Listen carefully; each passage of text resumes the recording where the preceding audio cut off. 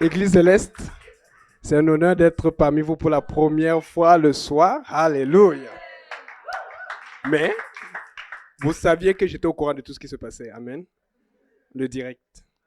Je connais toutes les prédications du pasteur Abou. C'est moi qui les mets en ligne. C'est juste que récemment, comme le frère Jules a commencé à m'aider, je connais moins certains sujets parce que le frère Jules fait le montage, un très beau montage. Et puis moi, je dépose seulement. Ça me permet de me reposer parce que je me suis rendu compte que je n'étais plus jeune. C'est ça. Et je crois qu'il faut qu'on commence à prier pour moi. Amen. C'est ça. C'est pour ça que, bon, au départ, j'en voulais à Sœur Alice. Mais maintenant, je lui pardonne parce que, quand on avait notre groupe avec Stéphane, Achille et tout allait bien. Et puis, je ne sais pas comment elle a fait. Je n'ai pas vu ça venir. Tout ce que je sais, c'est qu'elle allait passer du temps chez la Sœur Jolie.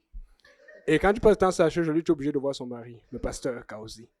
Et puis, plus tard, Abou qui me dit, Yannick, je dois t'annoncer quelque chose. J'ai dit, hey. Et j'ai compris que l'étude, tu appelles l'étude qu'on faisait sur Alessandro chez elle là. Mais c'est une étude qui a gagné les âmes, mais bon. Regarde ton titre étude biblique. Des choses se passent dans l'étude biblique. Des choses, et même, c'est même ça. Est-ce qu'on peut poser? Parce que j'avais à cœur d'enseigner aujourd'hui, parce que c'est ce que le Seigneur m'a mis à cœur. Amen. Et l'une des meilleures histoires que je me rappelle sur le pasteur Abou, il n'aime pas que je raconte ça, mais je lui ai dit, ça m'avait beaucoup marqué. Parce que moi, je viens vraiment du monde. Le pasteur Abou ne vient pas du monde. Il vient de l'islam. C'est pas la même chose. Donc, il était déjà dans une religion, un cocon, et le Dieu Tout-Puissant l'a sorti quelque part pour le mettre dans un autre cocon. Mais nous autres, avec les Achilo, avec les Stéphano, avec les Rebecca-O, ne les voyez pas comme ça là. Nous autres, on était dans la poubelle. On a connu. Donc, si vous nous voyez ici là danser pour le Seigneur et servir Dieu, c'est parce qu'on sait d'où Dieu nous a sortis. Donc, comme pasteur Abou, c'était un saint, parce qu'il ne connaissait pas beaucoup de choses. Un jour, on avait une étude le lundi. Vous connaissez l'étude du lundi qu'on faisait avant à Saint-Laurent, qu'on fait toujours. Amen. Et donc, pasteur Abou était parti faire les achats. Il a fait beaucoup d'achats. Et c'est dans la période où il était déjà fiancé à la sœur Alice. Donc, j'étais en train de digérer parce qu'il n'y aura plus. Je n'avais plus avoir les partenaires de Monopoly. Je n'avais plus avoir les partenaires pour jouer au Scrabble et tout. J'ai dit, mince. Ok, mais bon, tout le monde aime la sœur Alice. Amen. Donc, maintenant, la sœur Alice était avec nous et le pasteur Abou arrive avec beaucoup de sachets.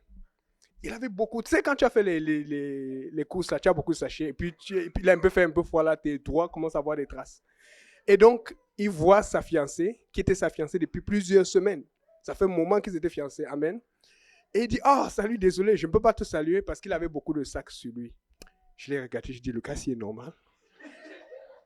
Oui, tu as beaucoup de sacs. Ta fiancée là devant toi, tu ne peux pas la saluer. Donc, ça veut dire qu'il sous-entendait qu'il devait déposer les sacs pour la saluer avec la main. Vous voyez un peu. Donc, je suis. Vous n'êtes pas vite aujourd'hui, hein? Alléluia. Donc, c'est pour montrer à quel point le pasteur Abou est un saint. Je vous dis qu'il vient de très loin. Donc, quand je vous ai dit, hey, si moi, Yannick, j'ai une fiancée, je vais prier tous les jours pour. Oh, Rababossan. Donc, fait que c'est pour vous dire que vous avez un très bon pasteur. Il ne. Il ne prêche pas au hasard. Il vit ce qu'il prêche et je l'ai vu à la maison. J'ai vu des fois. Oh, non, désolé, je voulais enseigner, mais ça ne veut que venir. La meilleure histoire. Un jour, vous savez, Rebecca, Achille, Stéphane, ils ont fait Purpose. Vous connaissez Purpose Institute, n'est-ce pas? Ok. On faisait cours de Purpose. Et puis, un jour, on était zélés. Je vous dis, on faisait l'étude biblique la nuit, le matin, le soir, à toutes les heures. Donc, on avait une Québécoise qu'on suivait. Et la Québécoise qu'on suivait, elle voulait vraiment l'étude, mais elle n'avait pas le choix. On devait faire ce jour-là. Ouais, c'était samedi matin. Mais ça devait juste être le matin. Parce qu'après, ça, elle devait aller travailler. Elle avait des choses à faire, elle ne voulait pas. Mais nous, on n'avait pas pause. On a dit, OK, on va y aller tôt et puis on va arriver à pause après. Mais on n'est jamais arrivé à temps à pause. Une fois qu'on a dit ça au pasteur Grant, il nous a pardonné parce qu'il n'était pas content. D'habitude, c'était Abou qui était exemplaire pour l'heure. Amen. Et il allait me tirer pour que j'arrive à l'heure. Amen. Bon.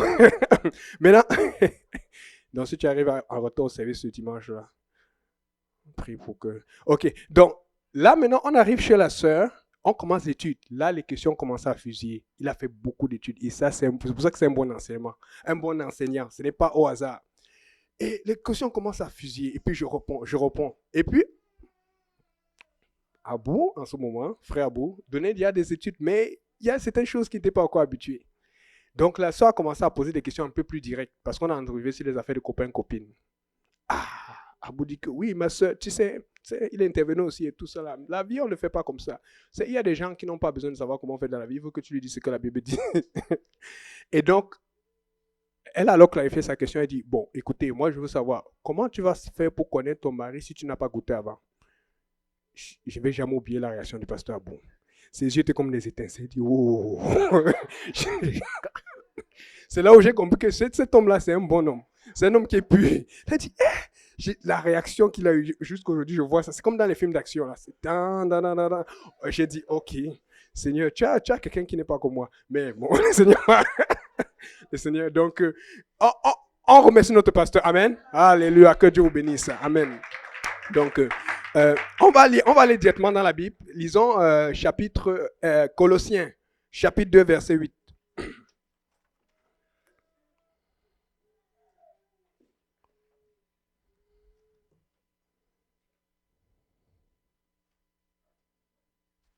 Je lis au nom de Jésus. Prenez garde que personne ne fasse de vous sa proie par la philosophie et par une vaine tromperie, s'appuyant sur la tradition des hommes, sur les rudiments du monde et non sur Christ. Amen. Avec la grâce du Seigneur, je vais enseigner sur un sujet et je voudrais vraiment, le pasteur Abou me l'a promis et me l'a permis, que vous posez des questions. Parce qu'il faut qu'on règle certaines choses. Quand il enseigne, je regarde. Quand il fait des témoignages, je regarde. Et vous savez, avec le pasteur Kaozi, on sait quand les gens grandissent et quand les gens ne grandissent pas. Et l'une des raisons pour lesquelles les gens ne grandissent pas, c'est parce qu'ils ne sont pas ancrés. C'est parce qu'ils résistent encore. C'est parce qu'ils doutent encore. Mais il faut dissiper ce doute pour que on puisse arriver là où Dieu veut que nous soyons. Amen. J'ai beaucoup aimé le message où il a dit n'écoute pas ce qu'on en dit, sauve-toi. C'était ça. Hein? Ouais, je retiens beaucoup les titres. C'est tellement clair, mais des fois, c'est comme... Et je ne sais pas si vous regardez ce qui se passe d'ailleurs aujourd'hui. La fin du monde, c'est vraiment bientôt. Amen. Si le pasteur Abou peut prier.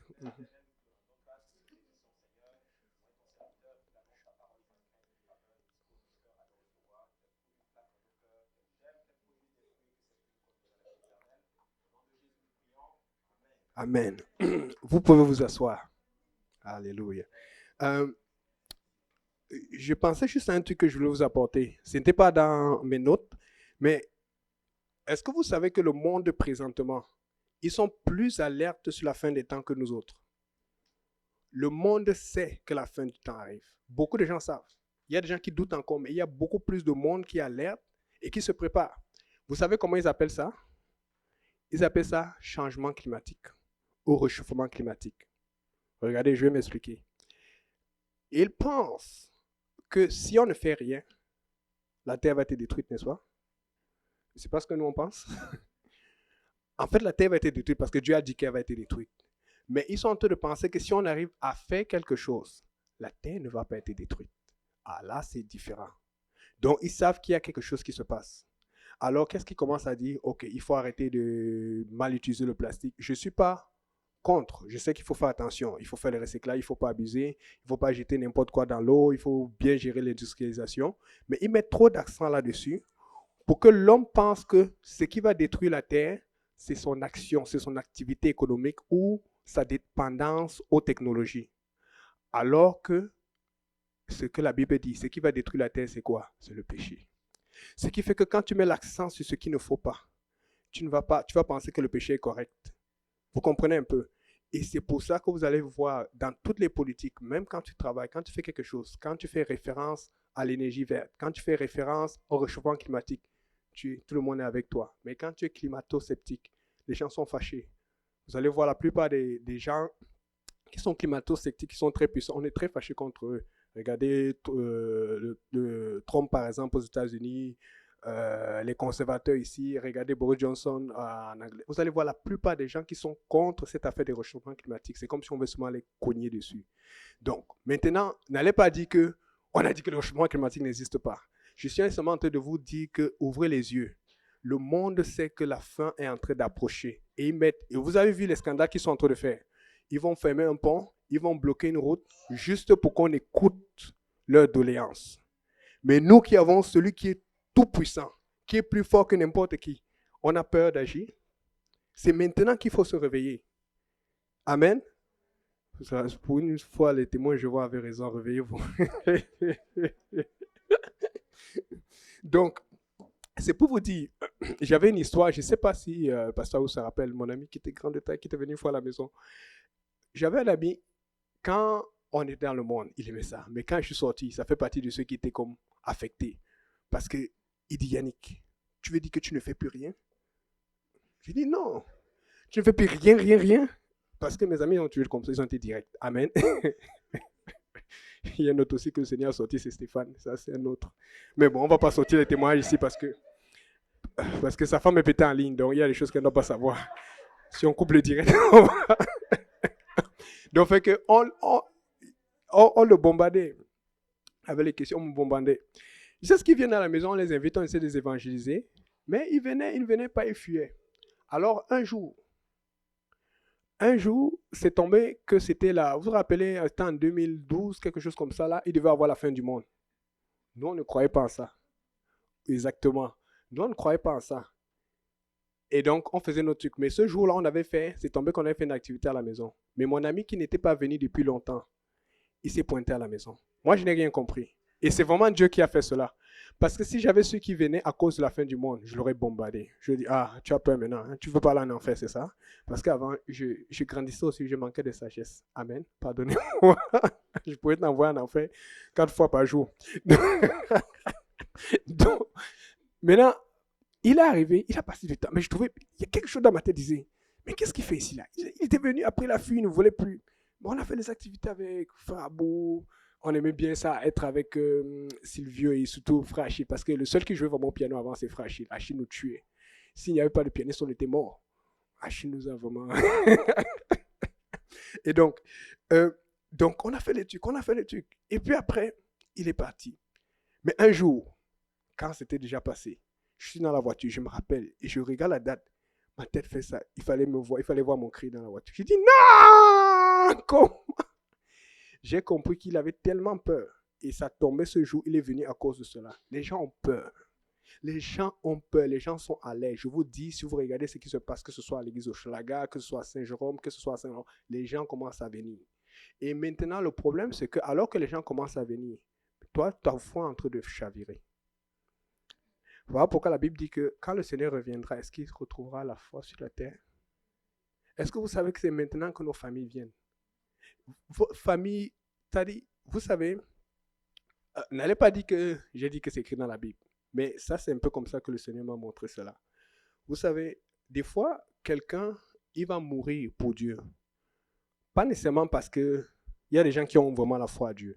Mais il y a des gens qui vont mourir pour Dieu parce qu'il t'a vu travailler pour Dieu. Il t'a vu vivre pour Dieu. Et ce que le Seigneur m'avait montré, alors que je m'étais dessus, c'est que si ta famille te voit vivre pour Dieu, quand elle te voit vivre pour Dieu, on t'insulte, on se moque de toi, on crie sur toi, on dit n'importe quoi. Il y a des gens qui sont toujours en train d'observer et d'analyser. Alors que tu es en train de vivre pour Dieu, je te promets que s'il rate l'enlèvement, ce que je ne souhaite pas, mais la Bible dit qu'il y a quand même certains gens qui vont s'en sortir, mais ils vont devoir mourir pour Dieu. Mais ça, c'est plus difficile. Et vous savez qu'on parle beaucoup de la fin des temps, ces derniers temps. J'écoutais même le pasteur prêcher là-dessus ce matin. Je suis aussi toujours en direct. Et puis, il parlait même, j'ai demandé même ça à la sœur Emmanuel, parce qu'il m'a parlé d'une histoire qu'on avait écrite sur votre bulletin. Moi, je veux tout savoir. Donc, j'attends toujours l'histoire. Il a dit que c'est très important et édifiant. Donc, alors que, mettons que quelqu'un a raté l'enlèvement, mais que la personne qui n'allait pas à l'église se souvient que toi, tu allais tout le temps à l'église. Tu vas à l'église le mercredi, on dit, tu es normal. Va même te promener, non? Même quand vous chillez, vous dites Jésus, vous chillez, vous priez, vous chillez, vous évangélisez. Quand maintenant il ne te voit plus, on cherche tous ces gens qui couraient à l'église, tous ces gens qui louaient Dieu, tous ces gens qui donnaient l'insulte public, tous ces gens qui étaient zélés pour le Seigneur, on ne les voit pas. Je te promets, quand on va venir leur dire cette histoire, parce que les gens pensent que c'est ça, mais moi-même j'ai tendance à penser que c'est ça, qu'on va dire les extraterrestres sont venus, ils les ont pris. Vous avez vu les dessins animés ou des films sur les extraterrestres, n'est-ce pas? Qu'est-ce qui se passe? Une soucoupe vient et tu vois une lumière qui sort et puis ça te tire. Mais rappelez-vous, quand Jésus est monté, qu'est-ce qui s'est passé? Il est monté devant eux comme cela. Donc tu vois une similarité. C'est comme si le diable, l'ennemi est en train de nous préparer pour que quand ça arrive, on va leur dire, il y a des gens qui sont venus et qui les ont tirés par le haut. C'est pour ça qu'ils ont disparu comme cela. Mais vous savez, ça vous fait rire, mais il y a des gens qui vont croire cela. Mais justement, vos familles, vos proches, les gens qui n'ont jamais douté que vous serviez Dieu, parce que vous étiez toujours comme ça, on va leur dire cela, ils vont refuser. Et la Bible dit que tu ne pourras ni acheter ni vendre si tu n'as pas la marque de la bête. Vous avez remarqué, on parlait de ça à la dernière fois. Quand tu as maintenant l'iPhone, il y a maintenant le Face. C'est le front. Avant, c'était la main. C'est le doigt. Bientôt, ça va entrer ici à l'intérieur. Bientôt, la puce va être ici dedans. C'est bientôt. Donc maintenant, regardez. Il y en a qui font déjà, mais bientôt, ils vont faire ça pour tout le monde. Juste, je ne sais pas, je suis en train de me détourner l'enseignement. Pour ceux qui ne le savent pas, vous avez entendu tous parler du Obamacare, n'est-ce pas? Dans le Obamacare, vous pouvez aller voir ça sur Internet. C'est là, mais les gens ne cherchent pas. C'est en anglais. Dans le Obamacare, il y avait une partie, et c'est ce que les gens de Trump ont enlevé directement, qui disait clairement ceci. Tous les enfants qui allaient naître après que l'Obamacare soit adopté devaient tous être injectés la puce à la naissance. Les gens ne savent pas ça. Tous les enfants qui allaient naître, c'est-à-dire qu'aux États-Unis, n'importe où, vous savez qu'il y a des millions d'enfants qui naissent par jour, tous les enfants américains allaient avoir la puce sur eux. L'ennemi, ils sont en train de travailler, ils sont en train de se préparer, mais il y a des gens qui ne savent pas ça. Donc c'est pour vous dire que vous voyez comment le monde est en train de travailler à l'extérieur. Mais qu'est-ce que l'Église fait? Il faut qu'il y ait un équivalent. Il faut que l'Église soit en feu. Alors que l'Église doit être en feu pour cogner, pour boxer, Dieu est encore en train de motiver son Église. Dieu est encore en train de réveiller son Église alors que nous devions être plus réveillés que tout le monde. Et c'est pour ça qu'on arrive à avoir ce réveil. Parce qu'à un moment là, si Dieu n'arrive pas à te réveiller, il va chercher à réveiller quelqu'un d'autre. Parce que c'est toi qui vas réveiller ton voisin et c'est son voisin qui va réveiller l'autre. Amen. Donc maintenant, je vous promets, si vous vous tenez pour Dieu, dans cette vie, vous allez influencer. Mais même dans l'autre vie, vos amis qui vous connaissent, les gens à votre travail qui vous ont vu servir Dieu fidèlement, on va leur raconter n'importe quoi, ils vont dire non. Ils vont préférer mourir parce qu'ils ne vous voient pas. Parce que justement, ils vont poser la question à ces gens que, mais pourquoi les extraterrestres ont pris seulement eux? On va dire parce qu'ils avaient une vie différente, ils vivaient bizarrement, ils n'étaient pas normaux comme tout le monde. Mais c'est vrai, dans l'église, nous ne sommes pas normaux comme tout le monde, parce que nous sommes comme Jésus. Amen. Alors, est-ce qu'il y a quelqu'un qui va aller au ciel? Regarde comment tu dis travail maintenant. Maintenant, je veux dire, qui ici a des doutes sur la doctrine? Soyons honnêtes. Qui a des doutes sur la doctrine? Le baptême au nom de Jésus-Christ, baptême du Saint-Esprit, tout ça là. Est-ce qu'il y a des gens ici? Parce que moi aussi, j'ai déjà eu des doutes. Maintenant, je n'ai plus. Mais j'ai des doutes étant dans l'église pendant longtemps. Personne n'a des doutes. Mince. Ok. Qui a déjà eu des doutes? Amen. Ok. Là, on est plus clair. Moi, ce que j'ai à cœur vraiment, c'est d'enseigner sur 4 points essentiels pour être sûr que tu es dans la vérité. Quels sont les 4 points que tu dois regarder? Il y a 4 points essentiels. Si tu fais attention, quelle que soit l'église que tu vas, que ce soit les catholiques, adventistes, séparatistes, communistes, tu vas savoir si tu es dans la vérité. Amen. La première chose qu'il faut savoir, la chose la plus importante, et le pasteur l'a même prêché ce matin, mais c'est la chose la plus déterminante. Il n'y a qu'un seul Dieu. Regarde ton voisin, il n'y a qu'un seul Dieu. Le diable agit dans la confusion totale. Vous savez, tout le monde a une Bible ici, amen. Et regardez toutes les doctrines qui tendent à dire qu'il y a 3 dieux ou 3 personnes à Dieu, ou 2 dieux ou 2 personnes. Toutes. Le seul indice qu'il faut déjà regarder, ce sont des doctrines nouvelles. Ce sont des doctrines qui sont tous venues après Jésus-Christ. Avant Jésus-Christ, tous les manuscrits de la Bible prêchent un seul Dieu. Après Jésus-Christ, tous les manuscrits de la Bible prêchent un seul Dieu. Tout ce qui enseigne la Trinité ou autre, c'est dans des livres qui ont été ajoutés. Tu ne retrouves pas ça dans la Bible. Mais on ne va pas rentrer dans les détails. Amen. Parce que ça va être trop long. Parce que j'ai 3 autres points à expliquer. Maintenant, pour venir au premier point, je voulais juste ajouter certaines choses que nous voyons souvent, mais nous prenons pour acquis. Vous vous rappelez, on appelle Dieu « Je suis ». Et plusieurs fois dans la Bible, je dis ça parce que je sais que le pasteur Kaozi a mentionné ça ce matin, et aussi je sais que le pasteur Abou mentionne ça parce que je vois ses prédications souvent. Plusieurs fois dans la Bible, Jésus a dit, moi, je suis. Amen. Donc, ça veut dire que je suis. Jésus, c'est Dieu. Amen. Bon, maintenant, je voulais qu'on apporte d'autres endroits là où il y a eu ce terme je suis utilisé. Pour clarifier que si Jésus dit je suis, c'est impossible qu'il y ait quelqu'un d'autre que lui qui soit Dieu. Une chose aussi, est-ce qu'on est d'accord que Jésus n'a jamais péché? Amen. Ok. Maintenant, quelle est la raison pour laquelle les disciples, les pharisiens ou les scribes voulaient le lapider? Parce qu'ils se proclamaient Dieu. Maintenant, s'il avait vraiment fait cela, parce que mettons que quelqu'un d'autre se serait proclamé Dieu, ça aurait été un péché, n'est-ce pas? Quelqu'un d'autre se serait proclamé Dieu, ça aurait été un blasphème. Et justement, dans la loi, tu vas voir que le blasphème, il fallait lapider la personne. Or, la Bible dit que Jésus n'a jamais péché. Alors, comment est-ce qu'il peut déclarer je suis Dieu et il n'a pas péché? Parce que s'il avait péché, c'est qu'il n'est pas Dieu. Amen. S'il a péché, nous tous là, le baptême est caduc. Amen. Alors, la seule façon qu'il puisse dire cela, c'est parce qu'il est Dieu. Amen. Écoutez, faites attention, il n'y a qu'un seul Dieu. Je sais que vous pouvez souvent, dans les vacances, ici, vous allez trouver, des fois, à cause de la famille, vous allez visiter une église, vous allez visiter tel gens. Je sais, des fois, dans les détails de la doctrine, c'est compliqué. La première chose qu'il faut chercher, combien de dieux il prêche? Dès qu'il divise, c'est fini. Il n'y a qu'un seul premier ministre au Québec. Il n'y a qu'un seul premier ministre au Canada. Même le monde l'a compris. Il n'y a qu'un seul président partout. Il n'y a qu'un seul gouverneur partout. Dès que tu mets deux, c'est la division, c'est la dissension, c'est difficile. Mais comment nous, on est capable de comprendre ça même quand on vote? On est capable de comprendre ça même quand on va à l'école. Il faut un professeur parce que même deux professeurs, même s'ils connaissent la matière, ça va influencer les élèves.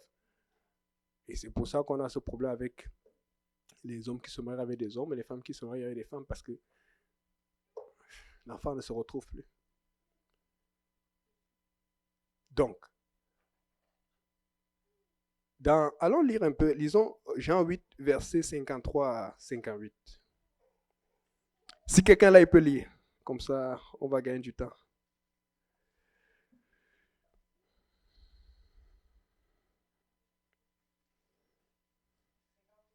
53.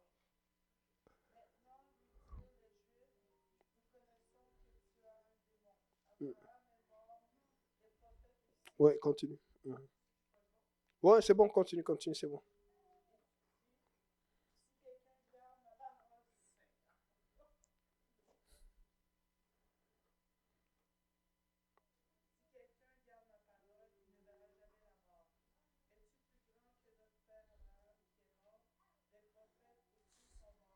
Qui prétends-tu être? Jésus répondit, si je me glorifie moi-même, ma gloire n'est rien. C'est mon Père qui me glorifie, lui que vous dites être votre Dieu et que vous ne connaissez pas. Pour moi, je le connais, et si je disais que je ne le connais pas, je serais semblable à vous, un menteur. Mais je le connais et je garde sa parole. Continue, s'il te plaît. Abraham, votre père, a tressailli de joie de ce qu'il verrait mon jour. Il l'a vu et il s'est réjoui. Les Juifs lui dirent, tu n'as pas encore 50 ans et tu as vu Abraham.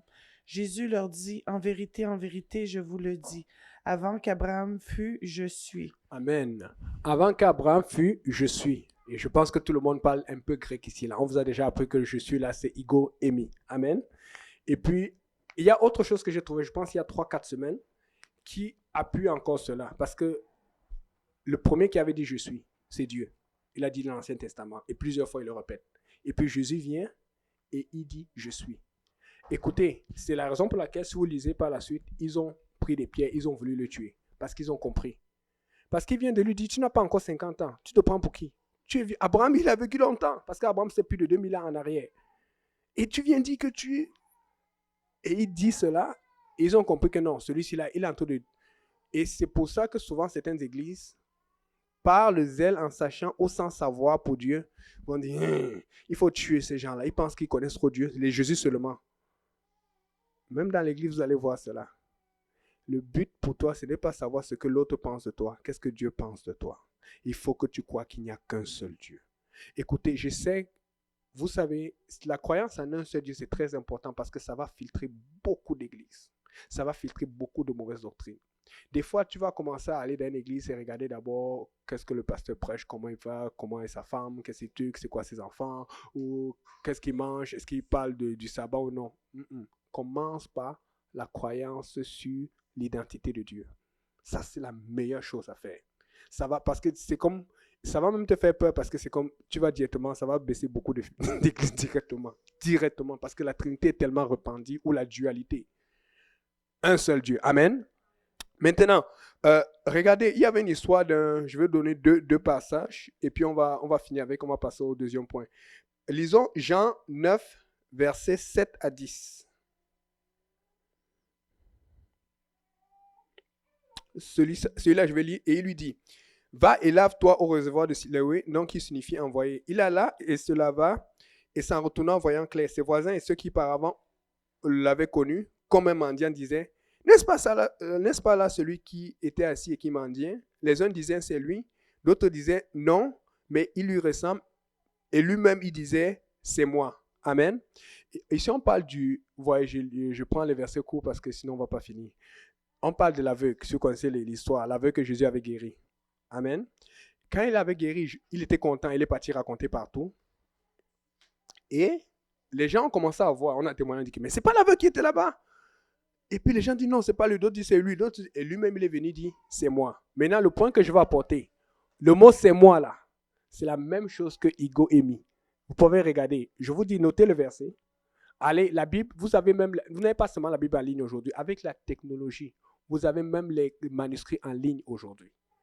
Même les manuscrits du Vatican qui sont plus difficiles à coder ou à truc, mais vous avez des trucs, demandez-moi, je vais vous donner les liens. Il y a tout. Vous pouvez vérifier. Vous pouvez voir, même si vous ne connaissez pas le grec, vous pouvez au moins vérifier la forme de ce mot qui est la même. Les gens qui utilisent le téléphone, qui disent qu'ils s'ennuient là, non. Il y a beaucoup de choses. Dieu a donné la technologie pour la gloire de son nom. Quand tu utilises trop le téléphone pour Facebook, c'est que tu n'es pas... Il faut trouver le téléphone pour Face God. Donc, c'est ça. C'est le même, c'est moi. Amen. Regardez alors ce que j'ai trouvé récemment. C'est ça qui est bien quand tu cherches la parole. Surtout quand tu te réveilles tard. Tu dis, oh Seigneur, je suis fatigué. Et puis tu sens que la dernière fois, tu as failli avoir des problèmes parce que tu n'étais pas réveillé. Lisons Jean 6, verset 18-20. Parce que le c'est moi ici, là, ça c'est l'aveugle qui le dit. Amen. Mais je vais apporter un autre endroit où Jésus dit c'est moi. Mais on va voir, mais pourquoi dans un endroit, le traducteur dit moi je suis, dans un autre endroit, le traducteur dit c'est moi. C'est pour comprendre le contexte. Amen. Lisons Jean, verset 6, Jean chapitre 6 plutôt, à partir du verset 18.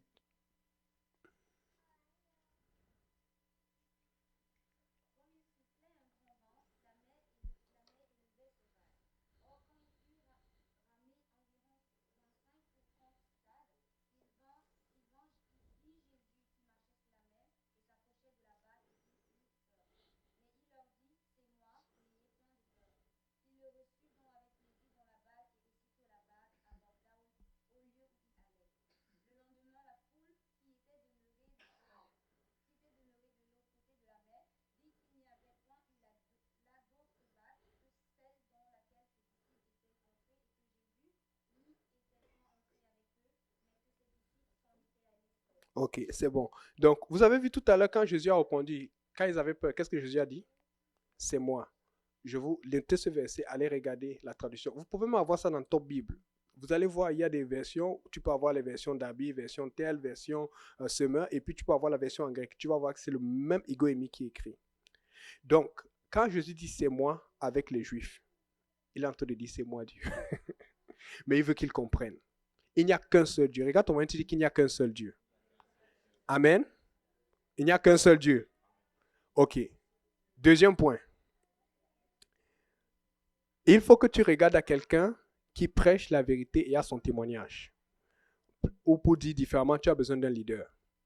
Mais comment tu vas faire? Amen. Ça me fait penser à des histoires. Parce qu'il y a beaucoup de tentations. Amen. Et puis je sais que le pasteur a tellement prêché à Papa Carl sur la sainteté, attention à la proximité et tout. Mais il nous a dit qu'il faut faire attention parce que c'est pas pour ça que tu ne dois pas inviter les âmes. Amen. Donc, il y a un truc qui est arrivé un jour. Quand on avait commencé à faire Tu lis invitation à la maison. Ah, ça a beaucoup grandi. Hein. On est invité, on est invité. Mais on avait quelqu'un qui aimait beaucoup les voitures. Frère Achille. Ah, si tu vas acheter une voiture, tu vas voir Frère Achille. Il s'y connaît, il va te dire c'est quoi l'enclenchement, le moteur, la clé et tout, la date et tout. Même il va t'aider à négocier pour baisser le prix. Et donc, à cette période-là, vous savez, chacun, il faut sortir l'histoire des gens. Et ça réveille aussi. À cette période-là, on avait commencé à inviter Sœur Agnès. Ah, Sœur Agnès était encore dans le Seigneur. Et la Sœur Agnès qu'on connaissait avant, là, c'est pas la Sœur Agnès qu'on connaît aujourd'hui. Vous savez que Sœur Agnès joue au soccer. Si tu regardes le ballon, tu vas te trouver sur son pied. Vous savez qu'elle a un tempérament très calme, c'est une métaphore. Donc,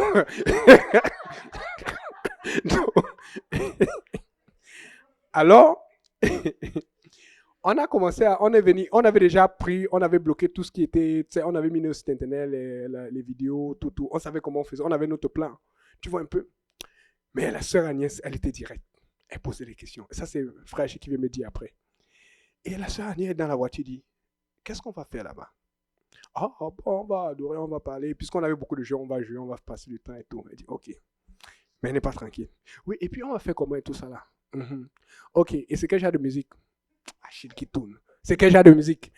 Non. Oui, bon, c'est la musique du Dieu. Nous, on aime le Seigneur. Achille, c'est un vrai politicien. Amen. Une chance qu'il n'est pas en politique. Et donc, il y a la soeur Agnès qui dit, on va danser. Il dit, oui, mais on loue le Seigneur et tout. Elle dit, mais on va danser coller. Je m'en rappelle plus ce qu'Achille a répondu, mais je sais qu'il était troublé. Et à ce moment, je pense que j'avais donné l'ancienne Ford que j'avais. C'est lui qui prenait toutes les voitures pour aller chercher les gens. Je ne sais pas si. Bon, je pense qu'il a pris le contrôle au volant parce qu'ils sont vivants aujourd'hui, mais il est au volant. Ah! Donc, vous voyez, ce que je veux apporter, vous voyez à quel point, quand le pasteur donne des conseils, ça te trouble. Si tu vis ta vie et que tu sais que tu n'es pas dans le bon truc et tu n'es pas dérangé, il y a un problème. Il faut que tu serves Dieu en étant comme aux aguets. Seigneur, est-ce que je fais bien? Est-ce que je ne fais pas bien? Le problème du chrétien, c'est qu'on est trop à l'abri et souvent on n'est pas du tout à l'abri. Il faut que tu sois à l'abri tout en attaquant. Tu vois un peu. Il faut que tu sois à l'abri tout en attaquant. Amen. Je ne sais pas si vous avez vu aujourd'hui, il y a un monsieur qui s'est fait baptiser aujourd'hui là. Et puis c'est la sœur d'Ajana qui l'a invité. Mais elle voulait être sûre. J'ai dit non, c'est correct, mais j'ai appelé, c'est Stéphane, oui. J'ai parlé avec Stéphane le matin et puis qui a parlé avec les gars et tout pour qu'on s'assure que quand il vient, on puisse l'encadrer. Quand vous avez une situation qui est compliquée, appelez. Appelez. Parce que le monsieur venait à l'église, elle ne savait pas. Elle pleurait de joie aussi parce que depuis elle hésitait. Mais quand elle a demandé conseil, on lui a dit. Et puis moi, j'étais mal pris parce que hier, je suis rentré. Le pasteur m'avait appelé pour que je prêche aujourd'hui, mais hier, j'étais fatigué. J'ai dormi. C'est le matin qu'il m'a parlé. Donc, il faut que vous travaillez, mais il faut que vous soyez à l'abri. Mais le problème, c'est que les gens se mettent tellement à l'abri qu'ils ne travaillent pas. C'est ça le danger. Il faut que tu travailles, mais il faut que tu saches quoi faire. C'est pour ça que tu as besoin d'un leader. Regarde ton voisin, tu as besoin d'un leader. Amen. Tu as besoin d'un homme de Dieu dans ta vie. Regarde ton voisin, tu lui dis ça. Et c'est pour ça que, écoutez, si par hasard, quelqu'un d'entre vous passe au centre-ville, et puis il ne regarde pas une fenêtre, on voit peut-être frère Yannick là-dedans, dans une boîte très huppée là. I like to move it. Et puis on te fait les tours de rein et tout. Des choses qui ne fait plus et tout. Et puis le lendemain, tu le vois à l'église. Seigneur, mon frère, ça va, que la grâce du Seigneur soit avec toi. Tu vas dire, tu vois un peu. Au lieu de penser au Seigneur, à la gloire du Seigneur, tu vas te penser. C'est le chic and chic. Tu vois un peu. Les témoignages comptent beaucoup. Vous savez qui dans votre vie ou dans votre église, parce que vous savez, quand tu vas arriver devant Dieu, tu ne vas pas dire que Dieu n'avait pas mis quelqu'un autour de toi. Il y a quelqu'un qui peut te montrer quoi faire. Il y a quelqu'un, si tu cherches, tu vas savoir. Demandez à Pasteur Abou. On a fatigué le pasteur Kauzi. On l'a brûlé. Sa femme le connaît. Elle connaissait nos âges dès qu'on est arrivé. Elle connaissait tout sur nous, notre date d'anniversaire. Parce qu'on mangeait chez elle comme possible. Allez manger chez elle, allez, je vous dis. Ça ne va pas aller appeler, déranger là. Je vous dis. Parce que ça dérange. Mais c'est ça le ministère. C'est ça le sacrifice. C'est pas facile. Allez, quand ça ne va pas, ne restez pas à la maison. Parce que les gens se demandent, même le pasteur le dit souvent, comment un moment, pasteur Abou, moi, pasteur Lune, on avait disparu, le pasteur ne nous voyait plus. C'est parce qu'on a tellement mangé, on a tellement été à ses pieds qu'à un moment, Dieu nous a fait voler de nos propres pieds. Vous n'allez pas voir, il y a des situations où souvent, j'arrivais, je m'appelle juste avant que Stéphane se marie, même après. Tu vas arriver ici à l'église, tu vas voir Stéphane le soir en train de prier. Personne ne lui a dit d'aller prier. Parce qu'il a tellement été avec nous, il a tellement été avec le pasteur qu'il a eu sa propre maturité. Et quand tu as eu ta propre maturité, quand tu as eu ta propre expérience, là, tu as une relation avec Dieu. Donc, n'oublie pas, quand tu passes du temps avec l'homme de Dieu ou la femme de Dieu, tu gagnes. Tu gagnes. Et puis toi-même, Dieu va te donner cette onction pour que quelqu'un veuille passer du temps avec toi. C'est le but de Dieu. Le problème, c'est que si tu passes du temps juste pour être en sécurité, pour ne rien faire, c'est ça où ça ne marche pas. Passe du temps pour apprendre et pour faire aussi à ton temps. Amen. Il faut que tu aies un homme de Dieu dans ta vie. Il faut qu'il y ait quelqu'un qui puisse parler dans ta vie. Amen. Il faut. C'est très important. Et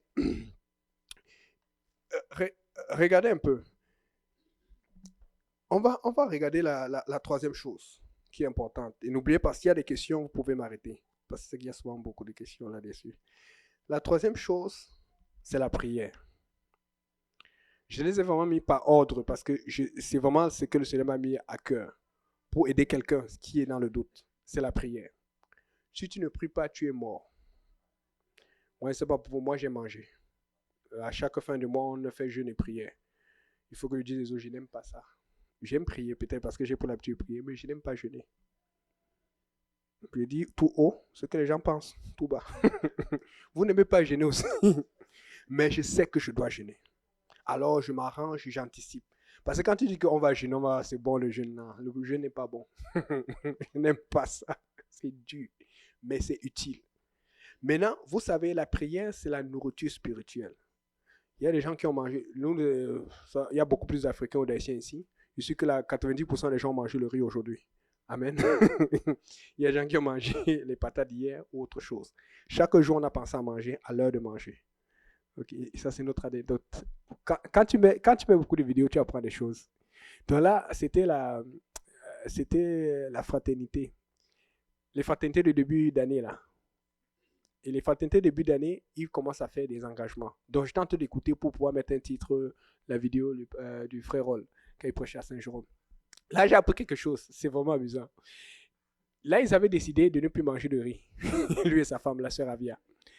Et je ne comprenais pas. Donc, fait qu'au lieu de filmer, j'avais déjà plus ou moins le titre. Mais comme j'ai écouté ça, j'ai dit, je vais rester. Donc, des fois, ça, c'est une autre chose que je voulais apporter. J'ai tellement de trucs. Ça, c'est un ministère que je fais depuis longtemps. Des fois, je ne peux pas être ici quand le pasteur Abou prêche ou le pasteur Kauzi, mais juste le fait de mettre les vidéos, ça m'édifie tellement, vous ne pouvez pas savoir. Quand tu fais le ministère, ça te protège toi-même encore. Donc, maintenant, là, ils disent qu'ils ont fait un bon moment sans manger de riz. Mais ils sont arrivés au restaurant une ou deux fois. Ils se sont rendus compte que chaque fois qu'ils allaient au restaurant, ils commençaient à commander le riz. Et ils bouffaient le riz là comme pas possible. Le riz fait tellement partie de nos assiettes que... Donc, regarde, imagine que tu fais une semaine sans riz. Une semaine sans nourriture. Tu es cuit. C'est difficile. Donc, mais certains d'entre nous, notre façon de prier, c'est comme, ok, je vais prier aujourd'hui, mais comme je ne vais pas prier demain, tôt, je vais prier la semaine prochaine pour les 4 jours pour compenser. Est-ce que tu peux faire ça avec le riz? Est-ce que tu peux faire ça avec la nourriture? Non, parce que ton ventre a faim. C'est la même chose spirituellement. Il faut, vous savez, c'est comme une horloge, ça devient comme biologique. C'est quand je ne prie pas, c'est comme je ne me sens pas en sécurité. Je sens que quelque chose va m'arriver. Ça doit entrer comme ça. Il faut que tu sois tellement proche de Dieu que tu commences à paniquer quand tu n'as pas prié. Quand tu sens que ton temps, écoutez, les gens le savent. Moi, je préfère arriver en retard au travail et avoir prié. Parce que je vais laisser Dieu s'occuper de ça. Mais ça ne veut pas dire que tu vas arriver en retard tout le temps parce que tu n'as pas fait ton oreille. Mais si j'ai été mal pris, j'ai eu un imprévu, je vais m'arranger d'abord à passer du temps avec mon Seigneur. Parce que mon Seigneur, c'est mon backup. Il va s'occuper de moi. Amen. Dis à ton voisin ou à ta voisine, tu dois prier. On va lire un verset par rapport à cela, sur la prière, pour développer un peu plus. Lisons 2 Chroniques 7, verset 14. Si quelqu'un là, il peut shooter.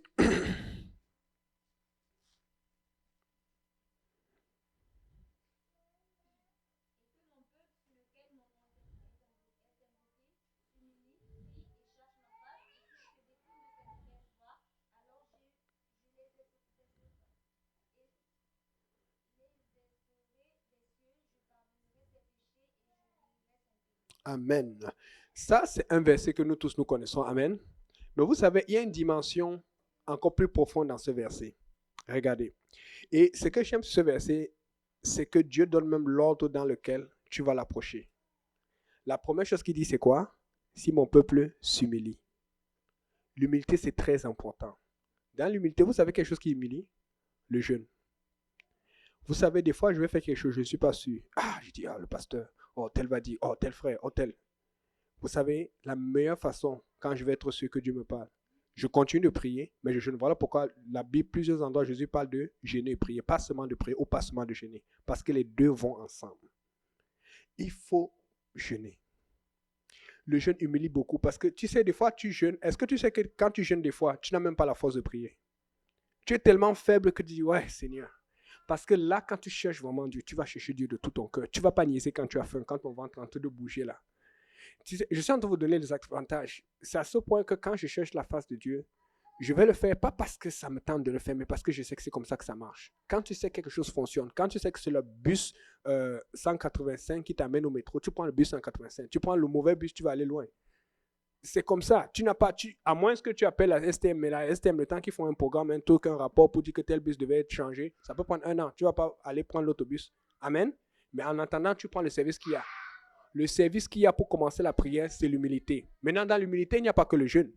L'humilité, c'est un peu comme le verset là où le Seigneur parle du pharisien qui arrive, il dit, Seigneur, je ne suis pas comme ce publicain. Je paye ma dîme. Il faut payer la dîme. Amen. J'espère que vous payez votre dîme. Mais il mettait l'accent sur ce qu'il faisait et il se vantait, il s'élevait. Mais l'autre publicain, il venait, il n'osait même pas lever la tête, il dit, Seigneur, aie pitié de moi.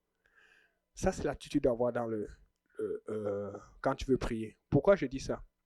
Vous savez, des fois, quand on veut prier, on est offensé. On ne sait pas. Des fois, quand on veut prier, on a quelque chose qui n'est pas bon, qui ne fait pas plaisir à Dieu. Mais parce que Dieu est bon, vous savez quoi? Il va te recueillir. C'est ce qui se passe avec un enfant quand il vient voir papa. Des fois, il a fait une bêtise, tu n'es pas content, mais parce que tu veux qu'il prenne l'habitude de venir te voir, tu vas dire, ok, viens d'abord. Mais ce qui fait plaisir, quand tu vois cet enfant, c'est quand il commence à dire, papa, maman, je m'excuse, j'ai fait une faute, ou je ne sais pas si j'ai été offensé, pardonne-moi. Comment tu te sens quand un enfant te dit cela? Mais pourquoi tu peux te sentir comme cela? Tu ne comprends pas que Dieu va se sentir comme cela. C'est pour ça que l'humilité est très... Vous savez, ça c'est un piège. Des fois, vous pensez que vous priez, ça ne marche pas. C'est souvent des petits trucs comme cela. Comment est-ce que tu approches Dieu quand tu vas prier? Amen. Et donc, après maintenant, l'humilité, qu'est-ce qu'il dit? S'il prie. Je pense que tout le monde sait ce que c'est que prier ici. Et dans cette prière-là, moi, j'appelle ça la dîme. C'est-à-dire que tu dois prier. Tu dois avoir un tel nombre de temps de prière par jour. Amen. Maintenant, je vais aller dans l'autre verset que j'appelle l'offrande. S'il cherche ma face. Mais j'ai un problème. Comment on peut dire prier et chercher la face dans le même verset? Est-ce que chercher la face n'est pas prier? Bon, il y a une différence entre chercher la face de Dieu et prier. Parce que prier, c'est ce que tu dois faire. C'est vraiment comme la dîme. Parce que tu as besoin. Parce que des fois, pour ta bénédiction au travail, ta bénédiction dans les finances, ta bénédiction dans la maison, pour ce que Dieu fait pour ta famille, tu as besoin de ça parce que le diable va t'attaquer tout le temps. Mais pour avancer, pour faire avancer ta spiritualité, ta maturité, pour faire avancer l'œuvre de Dieu, tu as besoin de chercher la face de Dieu. Vous savez c'est quoi chercher la face de Dieu? Chercher la face de Dieu, c'est sortir du normal, sortir du régulier, sortir de la routine. Il y a des jours, il faut être sensible à l'esprit du Seigneur. Il y a des jours, tu es au point de manger, Dieu va te dire arrête, va prier. C'est ça qui est difficile. Il y a des jours, tu es au point de sortir, tu as même un truc, une activité légitime. Tu dois même aller faire une étude, Dieu dit attends, annule, va prier. C'est ça chercher la face de Dieu. Il y a des jours, on s'attend à te voir à tel moment. Après, Dieu dit ferme ton téléphone. Parce que, vous savez, le diable, quand tu as une vie de prière régulière, il va t'apporter une opposition régulière aussi pour pouvoir résister à tes attaques. Mais il ne peut pas résister quand tu cherches la face du Seigneur parce qu'il ne sait pas quand tu cherches la face de Dieu. Quand tu cherches la face de Dieu, c'est quand le diable ne s'attend pas. Mais devinez quoi? Tu peux chercher la face de Dieu n'importe quoi. C'est pour ça que des fois, quand je sens que j'ai une situation, que je ne suis pas content, des fois, je vais dire à personne, je vais annuler une étude. Je vais sortir du travail plus tôt, je vais prendre des heures pour rattraper après. Je rentre à la maison, je ferme ma porte. Je dis, Seigneur, moi et toi, ici. Vous savez, Dieu nous donne tellement d'âmes qu'on n'utilise pas. Vous avez lu ce verset tellement de temps. Mais est-ce que vous saviez que c'est ça que Dieu demande? Voilà pourquoi, après prier, il demande de chercher sa face. Chercher la face, ça va plus loin. Parce que là, voilà pourquoi Dieu dit à Moïse, personne n'a jamais vu ma face et vive. Tu vois, parce que quand tu vois la face de Dieu, tu vois Dieu. Cherche la face de Dieu parce que c'est là où les âmes naissent. C'est là où il y a la solution. Mais vous savez, chercher la face de Dieu n'est pas facile. Parce que souvent, ça va te prendre là où tu ne t'attends pas du tout. Souvent, c'est un moment où tu as un truc à faire, tu dois sortir. C'est comme, et des fois, là, vous savez, chercher la face de Dieu, n'attends pas toujours que Dieu te parle. Il y a des moments, tu dois manger. Il y a des moments, tu dois sortir. Il y a des moments, tu dois te promener. Il y a des moments, tu as quelque chose à faire. Et tu sais, vous savez, quand tu as un fardeau, tu es en train de vivre, mais il y a quelque chose qui n'est pas réglé là. Tu dis, Seigneur, ce n'est pas réglé. Et tu vas le faire peut-être pour 1 semaine, 2 semaines, parce que tu ne peux pas chercher la face de Dieu continuellement. C'est difficile, parce que ça épuise. Mais pour un moment, parfois pendant 2 jours, 3 jours, des fois on ne va pas te voir. Il est où? Tu es le téléphone fermé. Vous ne pouvez pas vivre pour Dieu sans chercher sa face. C'est difficile. Et c'est la raison pour laquelle, des fois, c'est comme, tu veux grandir, mais c'est comme si tu bloques. Parce qu'il va falloir que tu te battes. Il faut que vous savez, nous sommes dans une lutte. C'est une lutte littéralement. Peut-être elle est spirituelle, mais c'est une vraie lutte. Il faut chercher la face de Dieu. Et c'est pour ça que ce verset insiste. S'il prie et qu'il cherche ma face. Parce que la prière, ça rentre dans la routine et tu dois le faire. Mais chercher la face de Dieu, ce n'est plus la même chose. Amen. Regarde ton voisin, tu dis, tu dois chercher la face de Dieu. C'est quand tu cherches la face de Dieu que tu peux demander vraiment la guérison pour un cancer. C'est quand tu cherches la face de Dieu que tu peux demander vraiment la guérison. Vous savez, j'aime ça beaucoup. Dernièrement, je pense qu'il y a 2 semaines, j'écoutais le témoignage du pasteur Abouka. Il a parlé des fois, le Seigneur va me faire arriver au bon moment. Il a parlé de maladie, comment il a commencé à avoir des problèmes et puis il avait peur. Il est allé à l'hôpital, la soeur, il dit, bon, on va c'est ça. Vous savez, je ne vais pas vous mentir, je ne vais pas vous donner les détails, mais j'ai vécu toutes ces choses. Et quand je vois ça, je dis, waouh, je suis encouragé. Je suis très encouragé parce que je dis, waouh, le pasteur Abou, c'est bon, il est dans la bonne direction. Tu ne peux pas arriver loin sans tu ne traverses ces choses. Il y a des moments où le diable va te défier. Il va dire, ok, on va voir. Et ce n'est pas facile. C'est que tu n'as pas confiance, tu dis, mais Seigneur, qu'est-ce que je fais si je meurs maintenant? Si maintenant je vais à l'hôpital et puis j'ai maladie, la famille dit, tu n'es pas parti à l'hôpital, tu n'as pas fait ça. Voilà pourquoi on commence à accuser l'église.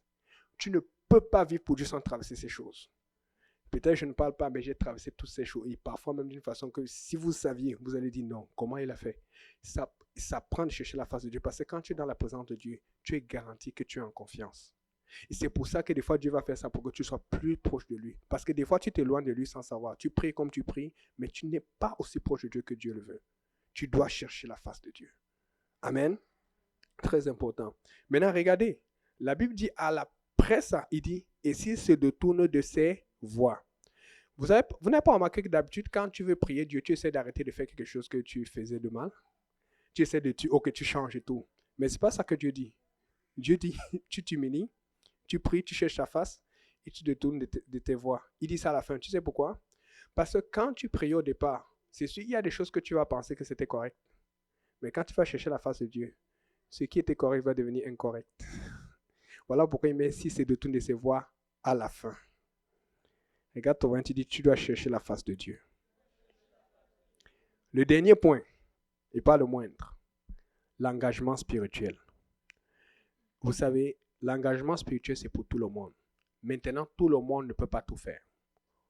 Oui aussi, parce qu'il y a des codes. Il faut respecter l'église, parce que nous sommes dans une église, on veut représenter les saints. Amen.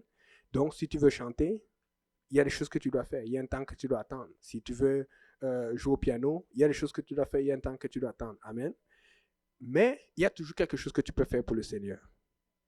Parce que c'est ça le danger de l'église. Parce que quand l'église n'est pas occupée, elle va faire quelque chose. C'est pour ça que quand tu as beaucoup d'argent, tu dois utiliser ça pour le Seigneur. Tu sais pourquoi? Parce que l'argent est fait pour être dépensé. Et les meilleures façons pour dépenser je vais donner une idée, une question.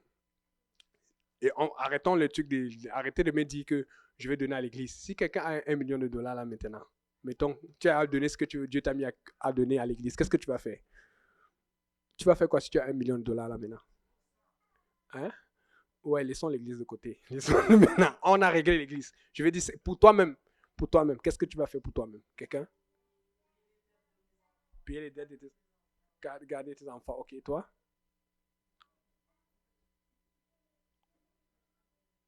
Un terrain au Cameroun. OK. Oui, non, il faut. Soyons honnêtes. Soyons honnêtes. Soyons honnêtes. OK. Quelqu'un d'autre? Si quelqu'un a $1 million, ouais. Ouh, Seigneur. Allez. Oh, amen. J'aime quand les gens sont honnêtes. Hein. Au moins, on sait avec qui on a affaire. Mam. J'ai pas encore entendu la partie là. Mais bon. OK. Quelqu'un d'autre? Si quelqu'un a $1 million. Hein? Retraiter tes parents. C'est bon, c'est légitime. Investir. Amen. OK. Maintenant, ce que je vais apporter sur investir, retraiter sa banque, payer un terrain ou acheter un Lexus, c'est que pour consommer cette richesse, ça prend du temps. Est-ce qu'elle peut acheter un Lexus sans la conduire? Et tu vas voir que si elle avait une voiture, comme la voiture du pasteur Yannick, une Jetta diesel, elle a conduit. Mais si elle a la Lexus, c'est ça. Mais même avec ou sans chauffeur, il faut qu'elle sorte. Même pour aller au dépanneur, même si elle peut marcher, elle va sortir en Lexus. Parce que c'est ta voiture, c'est ton plaisir, tu veux t'amuser, n'est-ce pas? Mais maintenant, ça prend du temps. Ça prend beaucoup de temps de conduire, de se promener. Beaucoup de gens, quand ils ont l'argent, ils font quoi? Ils prennent des vacances. Je suis en train de dire que ce n'est pas mauvais d'avoir l'argent, mais le problème, c'est quelle est la direction que tu as dans le cœur. C'est pour ça qu'on dit tout ce que vous faites en parole ou en action, faites-le au nom du Seigneur Jésus. Amen. Tout ce que vous faites en parole, quand tu parles, ou en action, fais-le. Parce que si tu ne le fais pas au nom du Seigneur, tu vas dévier. Vous savez, je vois souvent le frère Émeric. C'est comment on l'appelle Papa Jean. Amen. Pas qu'il a l'argent, mais moi, il est quand même béni. Mais il gère l'argent de l'église. Il me fait beaucoup penser à moi. Parce que quand tu gères beaucoup d'argent comme cela et que tu as un CV comme il a, tu sais quel genre d'emploi il peut avoir juste pour faire cela? La banque cherche des gens comme lui. J'ai déjà eu ce genre d'offre. Et je te dis, ce n'est pas un peu d'argent. Même quand tu vas dans une église, les gens aiment ça parce que tu es sérieux, tu as un truc, et quand tu as l'expérience de travail, on te propose seulement, mais il va falloir que tu voyages. Mais tu vas voyager, tu vas revenir quand pour aller à l'église. C'est pour ça que la Bible dit que c'est une source de piété que la satisfaction. Donc, je suis en train d'apporter une chose, une truc que le Seigneur apporte dans l'église qu'on appelle l'équilibre. Des fois, tu vas voir quelqu'un qui a beaucoup d'argent ou qui fait beaucoup d'argent dans l'église. Ne t'en fais pas. Si Dieu lui a donné beaucoup d'argent, c'est pour l'église. Parce que si Dieu te donne le même stress qu'il donne à cette personne pour utiliser cet argent, tu ne vas pas comprendre. Tu ne vas pas prendre l'argent de Dieu, aller t'amuser, fuir. Je te dis, tu es plus en sécurité si tu fais moins d'argent. Parce que Dieu va te rattraper. Regarde, quand tu fais, je dis des choses que j'ai vécues, des choses que j'ai vues, des témoignages, mais je ne vais pas pointer les noms. Quand tu fais beaucoup d'argent, des fois tu vas te dire, Dieu n'a rien vu, ça va, tu fais un peu, tu joues, Dieu te parle, tu n'écoutes pas. Il y a juste un seul truc qui va arriver. Une maladie, un parent qui t'est très cher, un petit truc. Ça va tout siphonner. Tu vas te dire, Seigneur, si je savais. Ne regardez pas ceux qui font l'argent, tu dis, Seigneur, pourquoi lui il est béni, moi je ne suis pas béni. Vous ne savez pas ce que Dieu demande à ces gens. Amen. Vous ne savez pas ce que Dieu demande. C'est très important. Ne regardez pas cela. Vous êtes en sécurité parce que Dieu demande beaucoup. Des fois, je vous dis, des fois j'ai de l'argent entre les mains, je vais faire quelque chose. J'ai pris, Dieu ne me dit rien. Je suis stressé, je dis, je fais quoi? Je suis obligé d'attendre. Parce que si tu utilises ça mal, je te dis, j'ai déjà failli perdre de l'argent comme pas possible. Parce que j'ai failli prendre mon université. J'ai seulement dit, ok, c'est m'a touché. J'ai dit, ok, je vais prier une dernière fois. Hey, j'allais faire faillite. Il faut chercher la face de Dieu. Et ça montre que Dieu t'aime. Parce que Dieu va toujours voir si tu es en train de le consulter. Et des fois, il va te laisser aller loin pour que tu comprennes comment le faire. Parce que cette épreuve que j'ai subie là, je me suis rendu compte qu'il m'a permis de comprendre comment le diable fonctionne. Maintenant, je sais comment faire attention la prochaine fois. Mais la prochaine fois, je vais écouter qu'elle va me dire de faire attention. Amen. Donc, maintenant, ce que je vais venir par rapport à l'engagement, c'est ceci, c'est que même si tu n'es pas impliqué, même si tu n'es pas devant le pupitre comme le pasteur Abou, tu peux faire quelque chose. Tu peux faire quelque chose. Et je sais que pasteur Abou donne beaucoup d'études bibliques. Amen. Et on a beaucoup de maisons ici à côté de l'Est. Si tu n'es pas capable d'accompagner pasteur Abou, ouvre ta maison, on va vous trouver des gens pour faire les études bibliques. Impliquez-vous. Ne restez pas sans rien faire. Ne restez pas sans rien. Ça, c'est le danger. Parce que quand tu ne fais rien, il va falloir que tu sois occupé à autre chose. C'est comme ça que le diable fait. Il faut qu'il t'occupe. Amen. On va lire Matthieu 25 à partir du verset 20.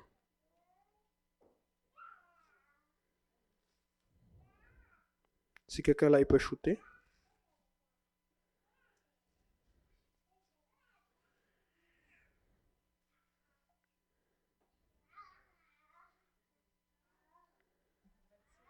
Matthieu chapitre 25, à partir du verset 20.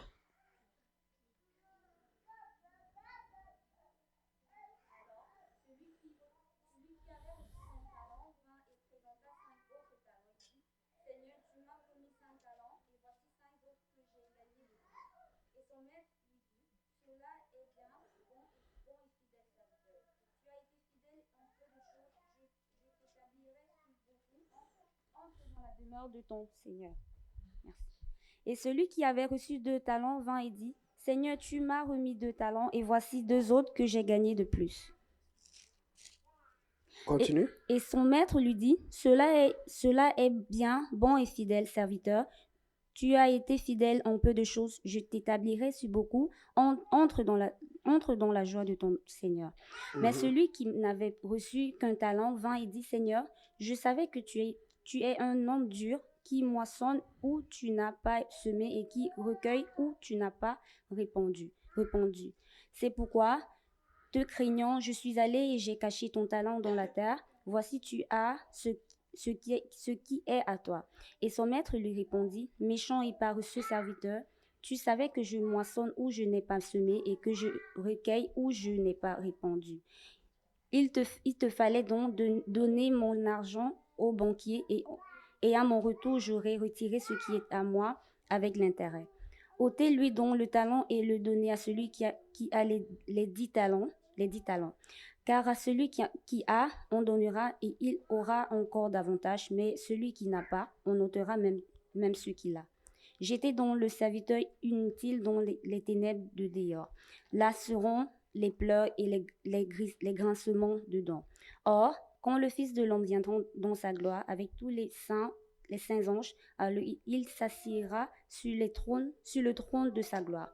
Et toutes les nations seront assemblées devant lui, et il séparera les uns avec les autres, comme un berger sépare les brebis d'avec les boucs. C'est bon. Maintenant, vous connaissez cette parabole. On ne va pas la lire de long à large. Il y a un qui avait 5 talents, l'autre 2 talents, l'autre qui a 1 talent. Regardez, Dieu n'a pas demandé plus que ce qu'il pouvait donner. Amen. Celui qui avait 5 talents a rapporté 5, celui qui avait 2 a rapporté 2 talents. Donc, c'est-à-dire que quand tu es ici, là, Dieu t'a donné un don. Vous pouvez aller demander à la sœur lorsqu'elle cuisine, vous allez voir. C'est bon.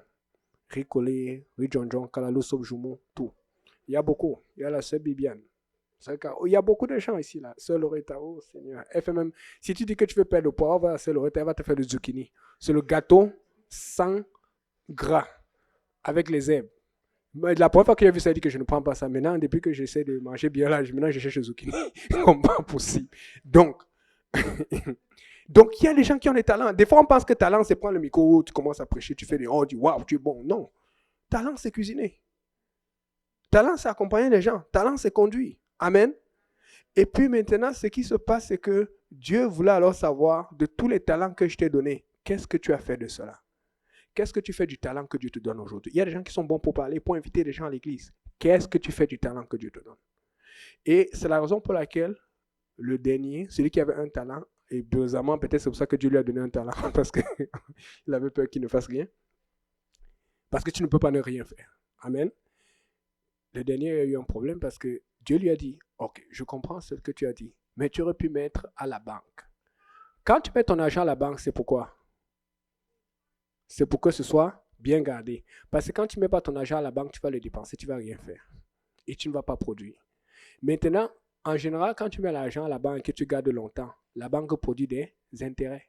C'est pour ça que tu fais ce qu'on appelle l'épargne et tout. Amen. Tu ne mets pas ton argent à la banque pour ne pas utiliser comme ça. Amen. Oui, je vais venir à ta question. Maintenant, que veut dire la banque pour l'église? Comprenez que la banque, c'est quelque chose qui va produire. Dans l'église, il faut que tu trouves quelque chose qui produit. Quand il m'a dit ça, j'ai failli crier. C'est combien? Hein? 5300. Moi, Yannick, Gounou Hervé Yannick, fils de M. Happy. Fils de M. Happy. Mettre $5300 canadiens sur un ordinateur, jamais. Allez, demandez. J'ai un ordinateur que j'avais pris aux États-Unis quand l'autre était gâté, mais moi, j'aime bien utiliser les choses. Je vais mettre l'argent sur autre chose, toujours pour le Seigneur. Mais lui, il a mis l'argent sur un ordinateur de 5300 pour pouvoir faire les montages vidéo de l'équipe céleste.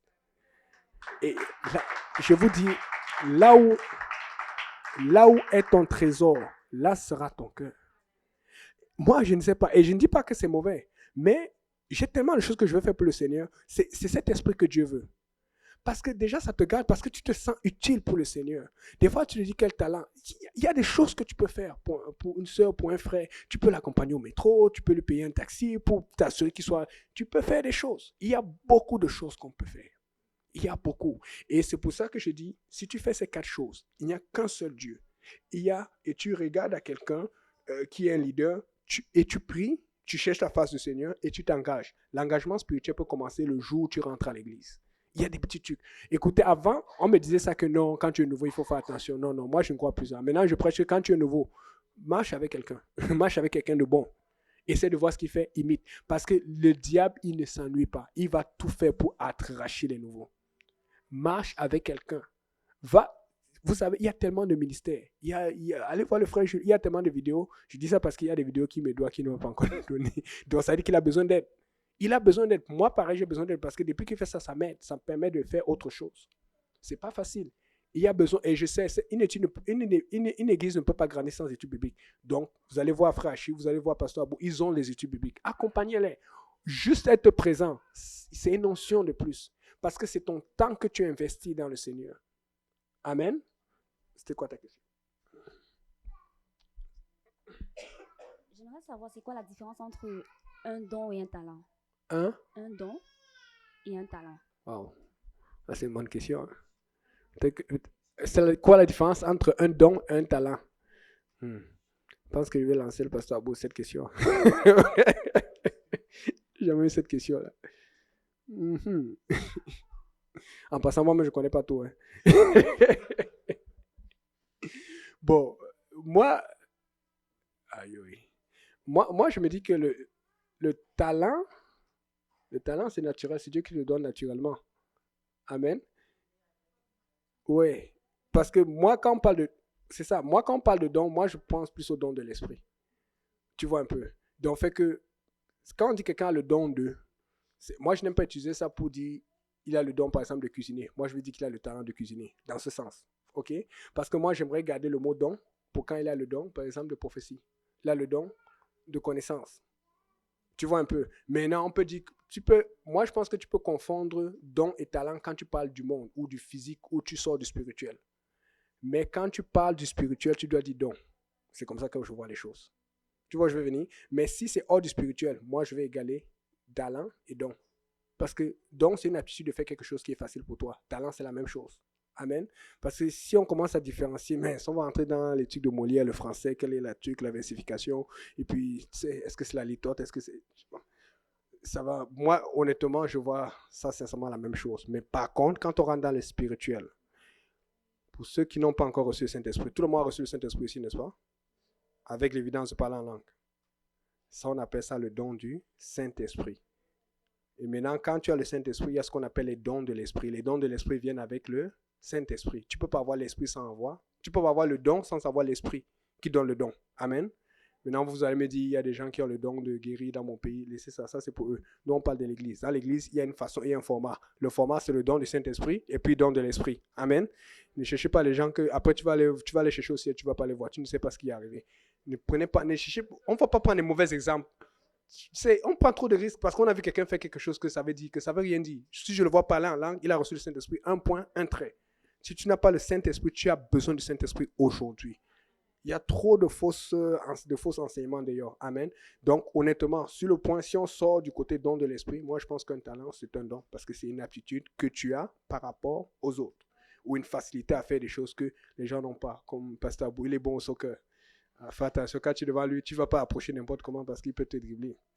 On appelle ça Zolo. Il peut donner ça rapidement. Et surtout quand tu filmes là, tu ne veux pas prendre un Zolo et tout le monde voit dans les caméras. Tu vois un peu. Ça, c'est un don parce qu'il manie facilement. Mais là, je pourrais aussi appeler ça talent. Parce que si j'appelle ça talent et après j'appelle l'autre don, quelle est la différence honnêtement? Et peut-être, je sais parce que je sais qu'il y a des gens qui s'entraînent. Ils s'entraînent tellement qu'ils deviennent talentueux. OK? Et puis, ils commencent, par exemple, quelqu'un qui ne savait pas jouer au tennis. Moi, j'aime jouer au tennis. Amen. Et puis, subitement, il s'entraîne. Après, il devient très fort au tennis. Bon, il ne l'avait pas naturellement. Amen. Mais il faut comprendre que pour devenir fort au tennis ou au soccer ou à un autre sport, il faut que tu aies quand même cette aptitude physique. Donc, le talent que Dieu t'a donné, ce n'est pas le talent d'être fort au tennis. Ce n'est pas le talent ou le don d'être fort au Scrabble ou au Monopoly ou ailleurs. C'est peut-être le talent d'être fort dans les négociations. C'est peut-être le talent de courir facilement parce qu'il t'a donné un physique qui est différent de l'autre. Une condition physique. Vous comprenez un peu? Donc, fait que nous, on ne voit pas les choses comme Dieu. C'est pour ça que c'est souvent difficile. Je ne sais pas si je suis clair. Amen. Si Pasteur Abou veut m'aider, qu'il m'aide parce que je peux me perdre. C'est bon? Est-ce qu'il y a d'autres questions?